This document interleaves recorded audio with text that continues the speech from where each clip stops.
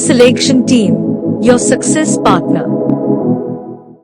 हमारे यहाँ पर जो है ना, जीवन को सफल बनाने के लिए 4 पुरुषार्थों की चर्चा की गई है। याद है क्या आपको? 4 पुरुषार्थों की चर्चा की है। 4 पुरुषार्थ, 4 पुरुषार्थ, 4 पुरुषार्थों की चर्चा की गई है। कौन कौन से हैं? धर्म, अर्थ, काम और मोक्ष। ये मैं आपको चारों पढ़ा चुका हूं। ये चारों आपको मैं पढ़ा चुका हूं। धर्म, अर्थ, काम, मोक्ष। जो धारण करने योग्य है वे क्या है? धर्म है। समस्त नैतिक नियम और कर्मकांड जो है हमारे भारतीय दर्शन के अंदर धारण करने योग्य बताए गए हैं, इसीलिए उन्हें धारण करना ही क्या कहलाता है? धर्म करना कहलाता है। उचित साधनों के द्वारा धन का अर्जन करना अर्थ पुरुषार्थ कहलाता है। उचित साधनों के द्वारा इच्छाओं की पूर्ति करना और सुख भोगना, समुचित सुख भोगना, कायदे का सुख भोगना क्या कहलाता है? काम कहलाता है। और सभी धर्म, अर्थ, काम को त्याग कर केवल अपनी आत्मा को जानने का प्रयास करना, इसी को मोक्ष कहा जाता है। इसी को क्या कहा जाता है? मोक्ष कहा जाता है। समझ में आ रही बात आपको? तो ये 4 पुरुषार्थ माने गए हमारे यहाँ पर। चारवाक से पूछा जा रहा है कि भाई चारवाक तेरे हिसाब से पुरुषार्थ, पुरुषार्थ का मतलब, पुरुषार्थ का मतलब प्राप्त करने योग्य, प्राप्त करने योग्य, प्राप्त करने योग्य जो भी है उसी को क्या कहा जाता है? पुरुषार्थ कहा जाता है। तो भाई चारवाक तू ये बता कि तेरे हिसाब से इन चारों में से प्राप्त करने योग्य क्या है? अरे भाई ये क्या लगा दिया तूने साइड में? Content store. हाँ, चारवाक से पूछा जा रहा है कि प्राप्त करने योग्य क्या है, बता तेरे हिसाब से क्या है। तो चारवाक इन चारों पुरुषार्थों की व्याख्या करता है, इनका विश्लेषण करता है। अब बात करता है, ढंग से समझना। सबसे पहले चर्चा करते हैं किसकी? धर्म की। चारवाक कहता है कि धर्म की परिभाषा दो। तो मैंने अभी अभी बताया था आपको कि समस्त नैतिक, समस्त वैदिक कर्मकांड, समस्त वैदिक कर्मकांड और नैतिक नियम, और नैतिक नियम, इन्हें धारण करना ही क्या कहलाता है? धर्म कहलाता है। समझ में आ रहा है? चारवाक का नंबर आया। चारवाक कहता है रे भाई इधर देखो, जल्दीबाजी मत करो, इधर देखो। फिर आ गया वो कुछ, फिर आ गया वो कंटेंट स्टोर। अरे भाई वैदिक कर्मकांडों की बात कर रहे हो? वैदिक कर्मकांडों को करने को तुम धर्म कहते हो? तो पागल हो तुम तो। वैदिक कर्मकांड क्या है? वैदिक कर्मकांड तो, वैदिक कर्मकांड तो देवता और यज्ञों पर आधारित है। किस पर आधारित है? देवता और यज्ञों पर आधारित है। और देवता और यज्ञ जो है वो तो अतार्किक है। जिन देवताओं को कभी देखा ही नहीं, जिन देवताओं को कभी सुना ही नहीं, जिन देवताओं को कभी चखा ही नहीं, जिन देवताओं को कभी छुआ ही नहीं, जिन देवताओं की खुशबू सूंघी ही नहीं कभी, तो जिन उनके अस्तित्व का क्या अर्थ है? कोई अस्तित्व नहीं है, कल्पना है, सिर्फ कपोल कल्पना मात्र है। कोई देवता वेवता नाम की चीज नहीं होती है। और उन देवताओं को किए जाने वाले यज्ञ जो है उनसे किसी का कोई फायदा नहीं होता है, किसी का कोई फायदा नहीं होता। बस एक ही व्यक्ति का फायदा होता है और वो है पंडित जी। पंडित जी के अलावा किसी का कोई फायदा नहीं होता। सब बावड़ी बातें हैं, सब कहने की बातें हैं। देवता और यज्ञ कुछ भी नहीं होते हैं, अतार्किक है। सिर्फ अतार्किक क्यों है? अमानवीय भी है, क्योंकि ये शोषण पर आधारित है। आम आदमी का क्या करते हैं? आम आदमी का शोषण करते हैं यार ये, इसलिए इन्हें धारण करने का तो कहीं औचित्य ही नहीं है, इसलिए ये तो धर्म है ही नहीं। अब बचे नैतिक नियम। सदैव सत्य बोलना चाहिए, अमानत में खयानत नहीं करनी चाहिए, अपना काम ईमानदारी से करना चाहिए, दूसरे के सुखों के लिए अपने सुखों का त्याग कर देना चाहिए, यही तो है नैतिक नियम, सारे नैतिक नियम यही पर आधारित है। और वेद कहते हैं कि इन नैतिक नियमों को पालन करने पर धर्म की जड़ सदा हरी रहती है, व्यक्ति को सुख मिलता है। चारवाक कहता है क्या खाक सुख मिलता है, फालतू की बातें कर रहे हो, सब फालतू की बातें।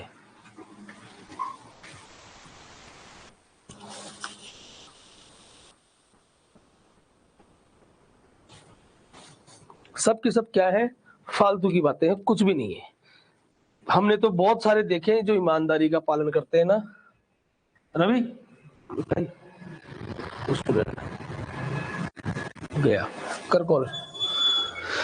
बोला हमने तो जितने भी देखे ना जो सच बोलने वाले हैं वो जूते खाते हुए देखे।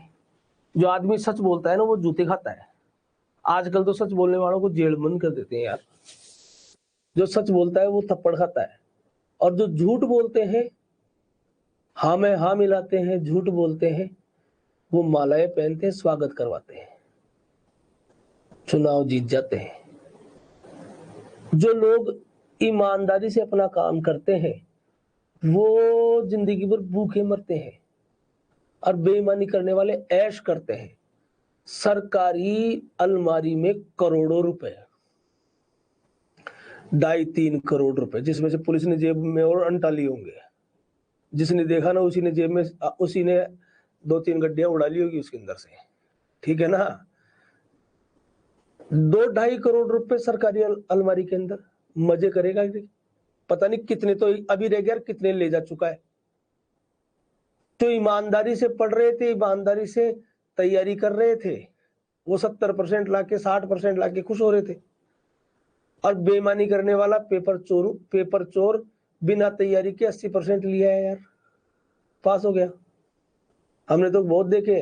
हकीकत पे आओ, जमीनी हकीकत पर आओ, नैतिक नियमों का पालन करने वाले दुख भोगते हुए देखे हैं।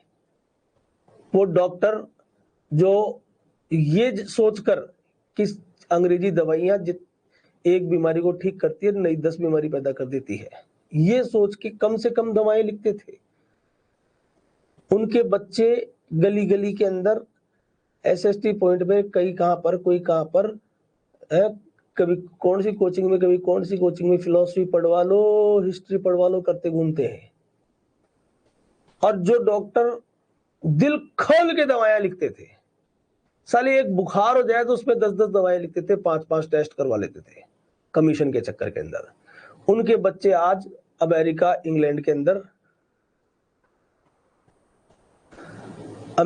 इंग्लैंड के अंदर बिजनेस कर रहे हैं। कहीं का सुख मिलता है यार, सब फालतू की बकवास है। कौन कह रहा है? मैं नहीं कह रहा हूं। कौन कह रहा है? चारवाक कह रहा है।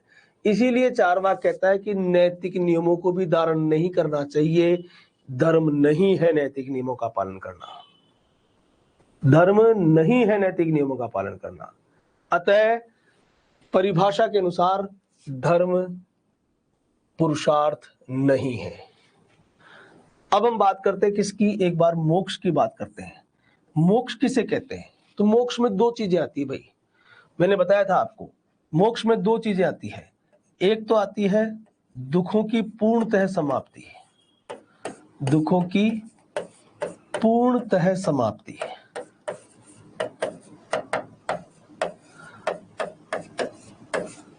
और एक होता है अखंड आनंद की अनुभूति। इसी को तो मोक्ष की परिभाषा में बताया था आपको कि मोक्ष क्या होता है। मोक्ष है दुखों की पूर्णतः समाप्ति और अखंड आनंद की अनुभूति। चारवाक कहते हैं अखंड आनंद की अनुभूति नाम की तो कोई चीज नहीं होती है। ऐसा कोई भी आनंद नहीं है जो अखंड होता हो। यहां पर चारवाक बहुत प्रैक्टिकल होते हैं, और चारवाक कहते हैं कि ऐसा है प्रकृति ने मनुष्य को 2 चीजों के बीच में रखा है, सुख और दुख। जैसे दिन और रात बारी बारी से आते हैं और जाते हैं, उसी प्रकार व्यक्ति के जीवन में सुख और दुख आते हैं और चले जाते हैं। पूरी तरह सुख संसार में अखंड सुख नाम की कोई चीज नहीं है, सिर्फ कल्पना मात्र है ये।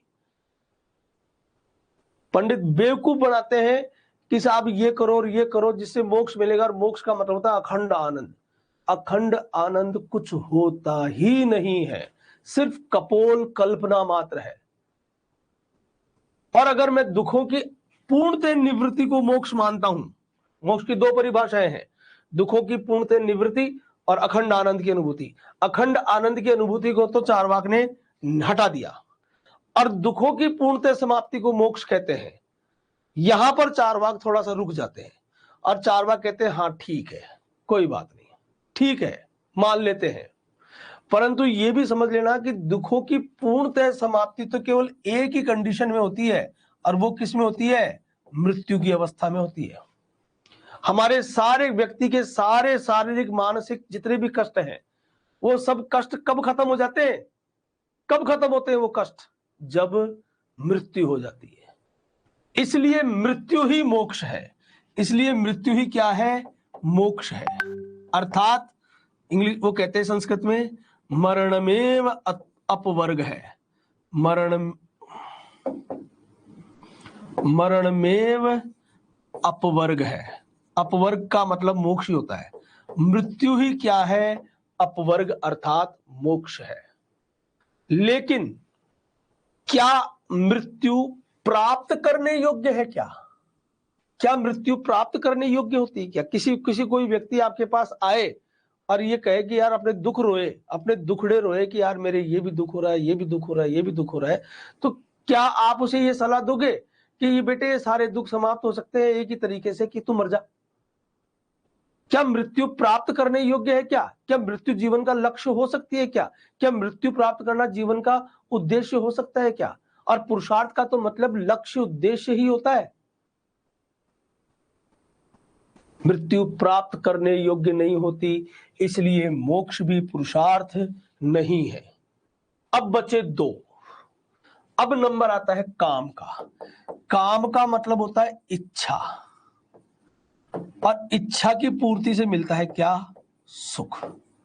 यानी सुख जो है शब्द, वो कौन से पुरुषार्थ से संबंधित है? वो काम से संबंधित है। इसीलिए चारवाक, और चारवाक सुखवादी है, इसीलिए चारवाक कहते हैं कि काम ही क्या है? परम पुरुषार्थ है। काम ही क्या है? परम पुरुषार्थ है। काम ही परम पुरुषार्थ है। इच्छाओं की पूर्ति ही परम पुरुषार्थ है, और इच्छाओं में शुभ अशुभ नाम की कोई चीज नहीं होती है। ये मूर्ख है वो लोग जो ये कहते हैं कि ये इच्छा शुभ है, वो मूर्ख है वो लोग जो ये कहते हैं कि इच्छा अशुभ है। अरे जो सुख दे दे उससे ज्यादा शुभ कुछ भी नहीं हो सकता, और इच्छाओं की पूर्ति अगर आपको सुख देती है तो पूरी करा करो उसको। मन को मारने से, आत्मा का हनन करने से, सिर्फ किस लिए कि लोग क्या कहेंगे, समाज क्या कहेगा, मरने के बाद भगवान हमारी क्या परीक्षा करेगा, हमें कौन सा दंड देगा, सब बकवास है। तुम भविष्य के अंदर मोर मिलेगा, एक बहुत बड़ी बात है कि भविष्य में मोर मिलेगा, इसके लिए आज का कबूतर छोड़ना अच्छी बात नहीं है।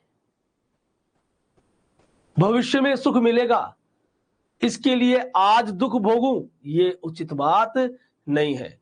इसलिए दिल खोलकर क्या करो? अपनी इच्छाओं की पूर्ति करो। बस वही करो जिससे आपको क्या मिलता हो? सुख मिलता हो। वही करो जिससे आपको क्या मिलता हो? सुख मिलता हो। जो आपको सुख नहीं देता है वो अच्छा नहीं है। अब सोचने की बात यह है कि अगर तुम्हें लगता है कि शराब पीने से सुख मिलता है,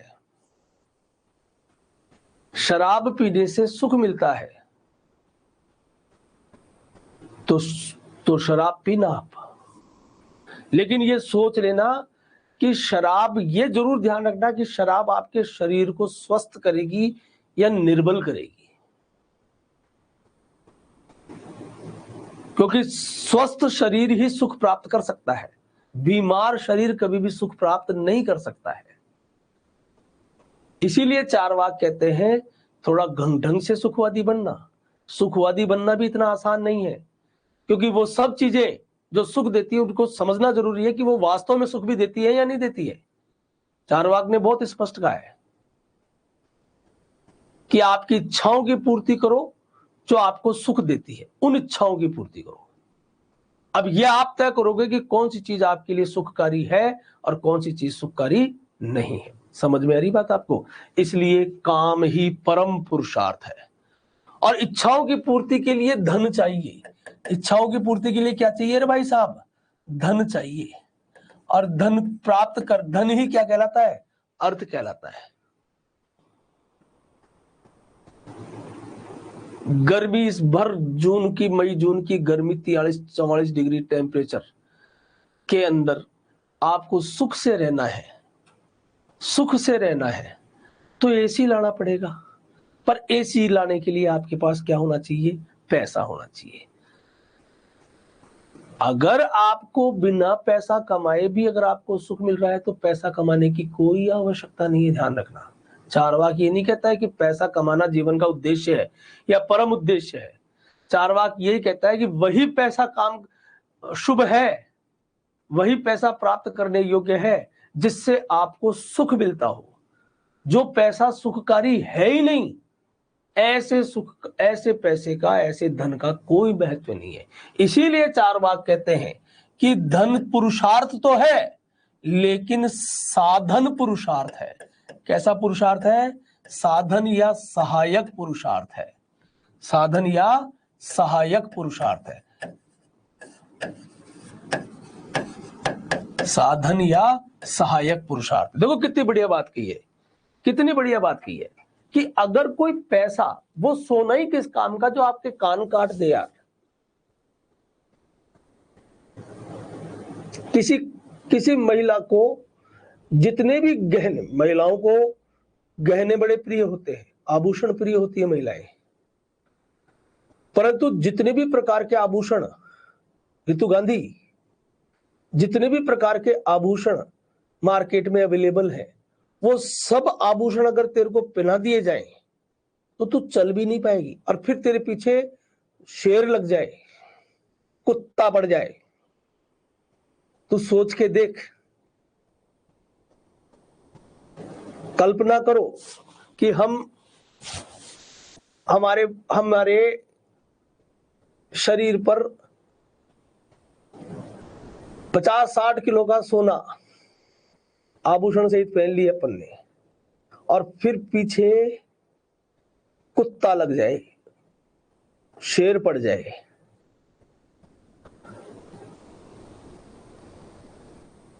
हाँ वही तो, कुत्ता लग जाए, शेर पड़ जाए, फिर क्या करे? उतार उतार के फेंक दे। इसलिए वो गहने अपने आप में शुभ नहीं है, अच्छे नहीं होते हैं। वो गहने ही अच्छे होते हैं जो आपकी काया को सुलभ बनाए, सुंदर के साथ साथ सुलभ भी बनाए। अर्थात धन उसी सीमा तक पुरुषार्थ है जहां तक वो क्या देता हो? सुख देता हो। जो जब धन सुख देने की क्षमता छोड़ दे तो फिर धन की आवश्यकता नहीं। अगर मैं बिना पैसे की खुश रह सकता हूं तो मुझे पैसे कमाने की आवश्यकता क्या है? अरे पैसा तो खुशी, सुख पाने के लिए किया जाता है ना। अगर वो पैसा सुख देने की बजाय दुख दे दे तो फिर त्यागना ही उचित है। इसीलिए धन को साधन पुरुषार्थ का है। इसलिए ध्यान रखो कि एक ही पुरुषार्थ है और वो है काम, अर्थात इच्छाएं। इच्छाओं की पूर्ति करे जाओ, सुख भोगे जाओ। वो कोई सी भी चीज जो आपके सुख प्राप्ति में बाधक है, उन्हें त्याग देना ही उचित है। कितनी बढ़िया बात कही है। कोई नैतिक नियम, कोई कुछ नहीं होता है, बस एक ही नैतिक नियम है और वो है सुख, सुख और बस सुख। इसी बात को समझाने के लिए चारवाक का एक प्रसिद्ध कथन है। चारवाक का एक प्रसिद्ध कथन है और वो कथन है, यावद जीवेत सुखम जीवेत।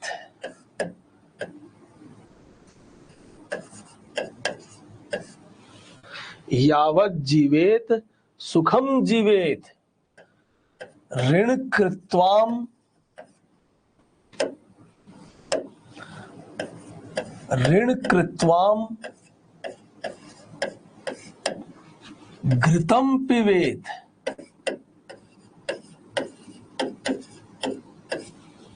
ऋण कृत्वाम घृतम पिबेत। जब तक जी, आगे भी लिख लो, ऋण कृत्वाम घृतम पिबेत भस्मीभूतस्य देहस्य।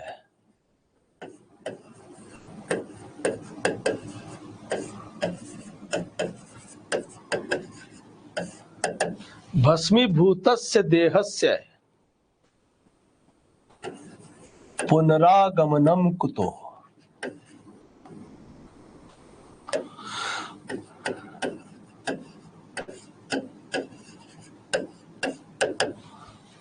जब तक जियो सुख से जियो, जब तक जियो सुख से जियो,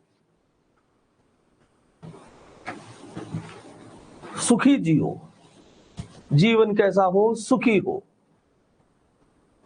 व्यक्ति को हमेशा अपने जीवन को सुखी बनाने का प्रयास करना चाहिए, अधिक से अधिक सुखी बनाने का प्रयास करना चाहिए। अगर घी पीने की इच्छा हो रही है और पैसे नहीं है, तो चार्वाक कहता है कि टेंशन मत करना, उधार ले ले। ऋण कृत्वाम, उधार ले ले। क्या ले ले? उधार ले ले। लेकिन क्या पी ले? घी पी ले, दारू मत पीना। क्या कह रहा है वो? घी पी ले, लेकिन अपनी इच्छा पूरी कर। क्या पूरी कर? अपनी इच्छा पूरी कर। क्यों? आदमी उधार लेने में से क्यों डरता था? इसलिए डरता था उधार लेने से क्योंकि उसे लगता था कि अगर चुका नहीं पाया तो अगले जन्म में चुकाना पड़ेगा। इसलिए अपनी इच्छाओं को मार लेता था और उधार नहीं लेता था। समझ में आ रही बात? लेकिन चार्वाक कहता है कि ऐसी कोई टेंशन मत करना। क्यों? क्योंकि भस्मीभूतस्य देहस्य, एक बार ये देह भस्मीभूत हुई नहीं, राख बनी नहीं, पुनरागमनम कुतः, दोबारा कुछ भी आने जाने का नहीं है। इससे पहले कि तू खत्म हो जाए या ये वस्तुएं खत्म हो जाए, इन वस्तुओं का उपभोग करके जीवन को सुखी बना ले। बस यही सबसे इंपॉर्टेंट बात है। कबीरा, जब हम पैदा हुए जग हंसे हम रोए। कबीरदास जी कहते हैं कि जब बच्चा पैदा होता है ना, तो वो रोता है और उसके रोने की आवाज सुनकर लोग बाग खुशियां मनाते हैं, तालियां बजाते हैं, कम पड़ जाए तो थालियां बजाते हैं। और बच्चा क्या कर रहा है उधर? बच्चा रो रहा है। बच्चा रोया, लोग खुश हुए। ऐसी करनी कर चलो, ऐसी करनी कर चलो, हम हंसे जग रोए। अब कबीरदास जी कहते हैं, कबीरदास जी क्या कहना चाहते हो तो कबीरदास जी जाने। अगर इसी बात को अगर चारवाकदास जी समझाने की कोशिश करेंगे तो क्या समझाएंगे? कि सबसे उधार ले लो, उधार ले लेके खूब पैसा इकट्ठा कर लो और खुद तो मरो ऐश फोर्टीज अस्पताल के अंदर, सारे कष्ट दुख निवारण कर लो, खुद तो मरो फोर्टीज अस्पताल में, सुख से मरो। रोने वाले पीछे रोएंगे, लोग बाग आपस में बातें करेंगे, अरे काका तू क्यों रो रहे है? अरे बेटा 2 लाख रुपया ले गो बिना लिखाया। चुप हो जा बेटा, चुप हो जा काका, 5 मेरे ले गया। खुद हंसे और जग रोए।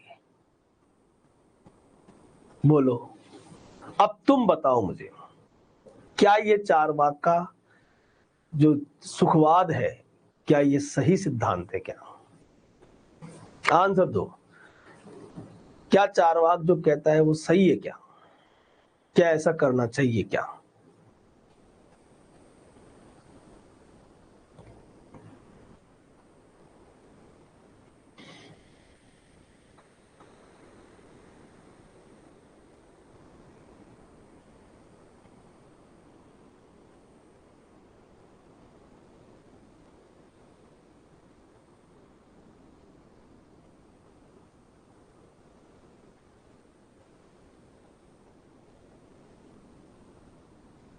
नहीं करना चाहिए, क्योंकि ध्यान रखना, चार्वाक आत्मा को नहीं मानता, भगवान को नहीं मानता, कर्म कांडों को नहीं मानता, देवताओं को, यज्ञों को नहीं मानता। मत मान यार।